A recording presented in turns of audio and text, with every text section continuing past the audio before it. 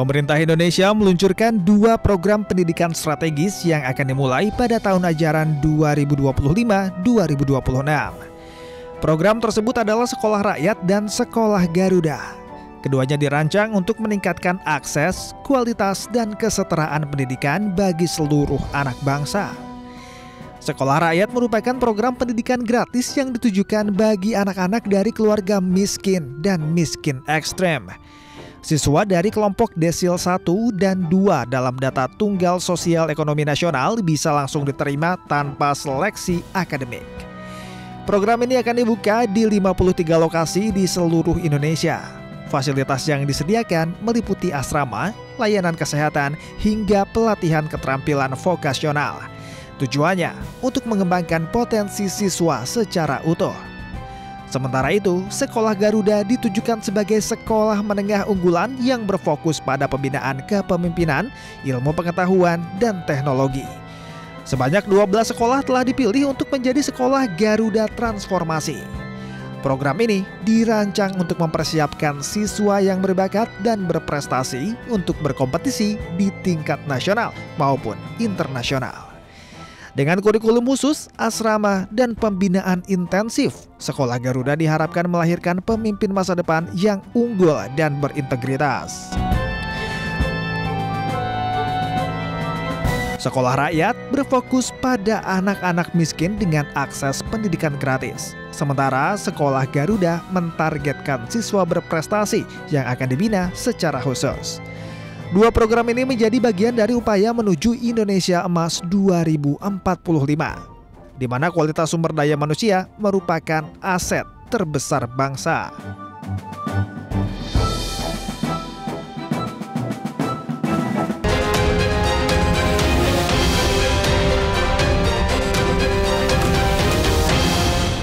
Pemirsa, terima kasih. Masih di One on One, masih bersama dengan Pak Pratikno. Pak Pratikno, tadi kita sudah bahas tentang kesehatan masyarakat ya. Dan salah satu yang jadi concern saat ini mengenai isu penyakit-penyakit tertentu, salah satunya adalah TB. Apakah dari Kemenko PMK sendiri ada fokus tersendiri? Jadi ini Kementerian Kesehatan ya yang di lapangan, ini salah satu program prioritas yang ditugaskan oleh Bapak Presiden kepada Kemenkes, kepada kami sebagai Kementerian Koordinator adalah untuk penurunan kasus TBC. Oke. Kasus TB ini kita cukup besar, kita ini prevalensinya adalah kedua terbesar di dunia setelah India, jadi kita harus benar-benar di dunia kedua setelah India. Setelah India, jadi kita tangani ini sangat serius. Prevalensi kasus baru setiap tahunnya itu 1.090.000, jadi cukup besar, jadi besar sekali. Oleh karena itu pemerintah sangat serius untuk menangani isu TB ini. Jadi kita berusaha dalam targetnya itu sampai 2029 itu sudah turun 50% dari yang saat ini berada. Jadi kita apa caranya? Jadi ini memang harus ada sebuah penanganan yang komprehensif sampai di tingkat lokal ya. Di tingkat desa misalnya program desa siaga TBC itu digalakkan, ada Kemenkes, ada Kementerian Dalam Negeri ya, dan seterusnya, ada Kementerian Desa juga. Bagaimana ini masyarakat sangat aware tentang penyakit TBC, terus kemudian ya itu penyakit yang bisa diobati, gitu, tapi butuh kedisiplinan tinggi. Dan kemudian adalah penguatan instrumen alat pelayanan kesehatan yang paling bawah, yaitu puskesmas. Jadi pengecekan secara gratis, ambil obat gratis, itu kan sudah berlangsung lama, Dan kemudian di tingkat yang lebih meluas lagi ekosistemnya, karena TBC ini kan biasanya juga terkait dengan lingkungan, kondisi rumah, kesehatan rumah, kesadaran masyarakat untuk hidup bersih dan lain-lain. Nah ini juga jadi mulai dari mengobati secara langsung penyakitnya sampai kepada pengembangan ekosistem supaya penyebaran TBC ini bisa diturunkan dan kemudian yang sudah terkena bisa diobati, disembuhkan ya, disembuhkan secara dengan butuh disiplin tinggi karena bisa pengobatannya minimal 3 bulan, ada 6 bulan, 1 tahun, bahkan sampai 2 tahun untuk bisa melakukan pengobatan TB itu. Baik, Pak Pratik, artinya bukan hanya masalah aspek kesehatan itu bukan hanya masalah tentang infrastruktur dan juga sarana prasarana, tapi juga edukasi dan juga literasi masyarakat tentang penyakit itu sendiri ya Pak? Betul, betul. Misalnya contohnya stunting aja ya. Kita ini harus menangani stunting. Stunting kita pada tahun 2015 itu 30% lebih, 30% lebih, 30,8 ingat saya itu tahun 2018. Terus tahun 2023 itu 21,5% ya, prevalensi stunting kita. Nah, nanti dalam waktu dekat akan diumumkan tentang prevalensi stunting tahun 2024 itu akan diumumkan segera. Tapi kira-kira turun lah ya, turun. Tapi kita harus turunkan terus pada level 2029 itu di bawah 15% ya, 14%-an prevalensi stunting. Nah, misalnya contoh mengenai penanganan stunting. Penanganan stunting ini kan titik krusialnya adalah 1000 hari kehidupan sejak kehamilan hari pertama. Sejak kehamilan. Sejak kehamilan hari pertama. Artinya fokusnya adalah kepada ibu yang mengandung. Itu yang paling utama. Ibu yang mengandung. Jadi bahkan kita harus masuk kepada ibu sebelum mengandung. Jadi misalnya cek darah untuk mengetahui mengenai kesehatan ibu sebelum nikah, kesehatan remaja sebelum nikah, kemudian juga menghindari pernikahan dini, itu juga. Habis itu 1000 hari kehidupan.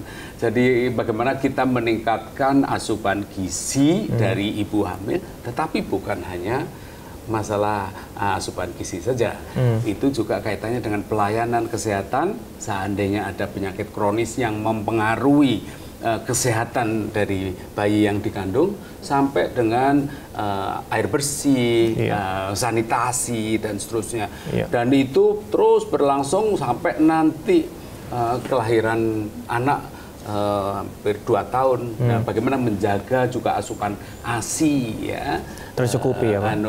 Sampai dengan 2 tahun dan seterusnya. Jadi ini yang paling fundamental yang harus kita lakukan. Karena begitu sudah stunted itu lebih repot recovery-nya. Ini artinya banyak efek domino setelah itu ya Pak ya? Oh ya, efek dominonya banyak sekali, termasuk kecerdasan.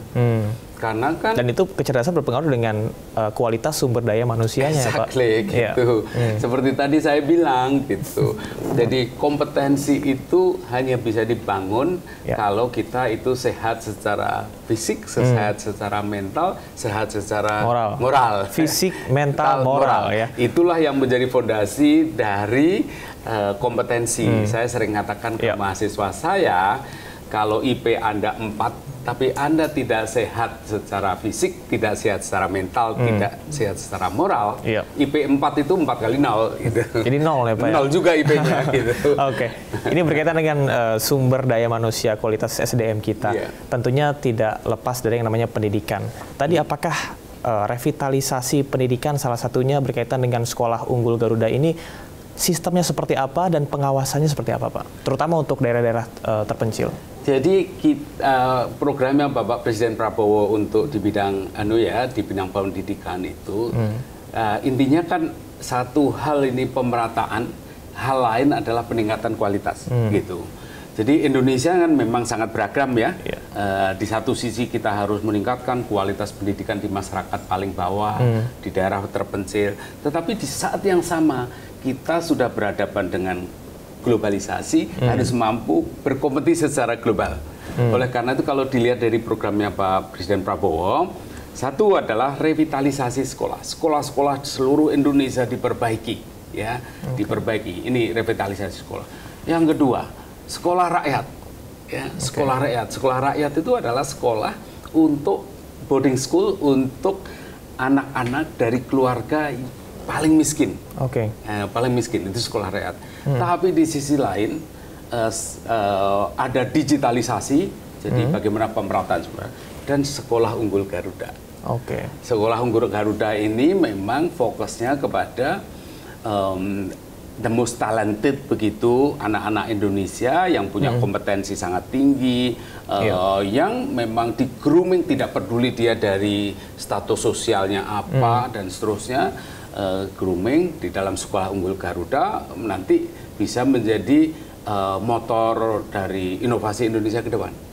Ibaratnya itu kita ini harus memperbaiki lokomotif yang menggeret gerbong-gerbong yang ada di di bawah panjang sekali. Pak Pratik, tapi dengan berbagai klasifikasi dari sekolah yang Anda sebutkan tadi, ini banyak pro kontra di masyarakat, apakah tidak akan menimbulkan diskriminasi dari antar satu anak dan anak lain yang sekolah di Unggul Garuda dan juga di sekolah rakyat terutama?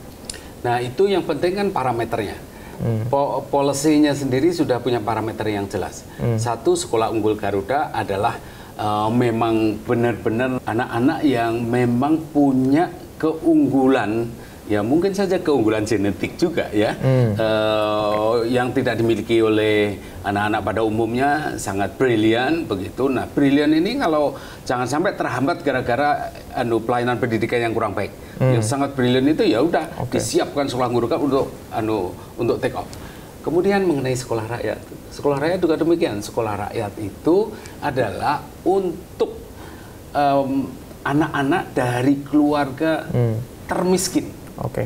Keluarga termiskin. Jadi anak-anak keluarga misalnya anak-anak yang hidup di tempat penimbunan sampah karena dia orang tuanya dari pemulung begitu ya. Ya anak-anak ini harus diberi ekosistem baru yang lebih sehat, jadi lebih bagus. Makanya kemudian anak-anak seperti ini punya kesempatan untuk menikmati pendidikan dan pelayanan hidup sehat ya, nutrisinya bagus ya, lingkungan tempat dia hidup tinggal di asrama yang baik dan seterusnya.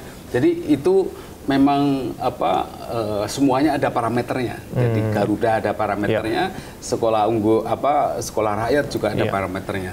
Nah, di sini yang lead sekolah rakyat itu adalah Kementerian Sosial, Unggul Garuda itu ke Mediti Saintek, karena itu adalah menyiapkan anak-anak untuk mampu masuk ke perguruan tinggi top dunia. Karena there's nothing problem with that at all. Yang penting jelas ya parameternya. Iya, parameternya jelas dan digunakan secara disiplin. Disiplinnya.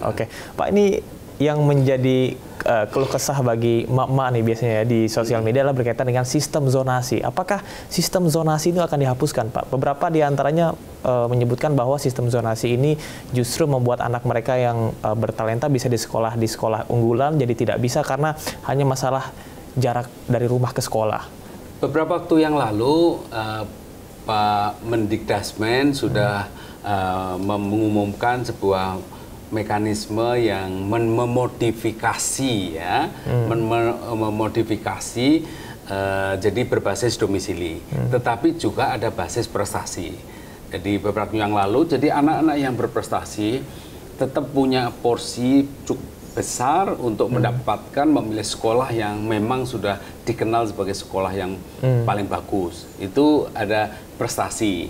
Jadi bisa saja rumahnya jauh, kemudian dia bersekolah di tempat yang cukup jauh dari tempat tinggalnya karena dia bright, karena dia sangat bagus, kemudian sekolah di tempat yang bagus. Itu ada komponen prestasi, tapi ada komponen domisili juga. Jadi bahwa anak-anak di sekitar situ juga membuat punya akses untuk mendapatkan jatah begitu ya, porsi untuk sekolah di sekolah yang paling dekat. Jadi kombinasi antara domisili dengan prestasi. Jadi itu yang modifikasi baru yang berbeda dengan sebelumnya. Di saat yang sama tentu saja dengan revitalisasi sekolah kita meningkatkan pemerataan kualitas. Jadi sambil berjalan gitu sambil ya, Pak, berjalan, ya? sambil berjalan begitu.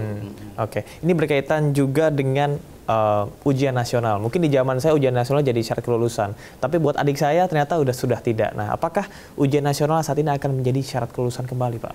Atau apa urgensinya bahwa UN ini dijadikan sebagai patokan bahwa anak itu lulus dari sekolah atau tidak?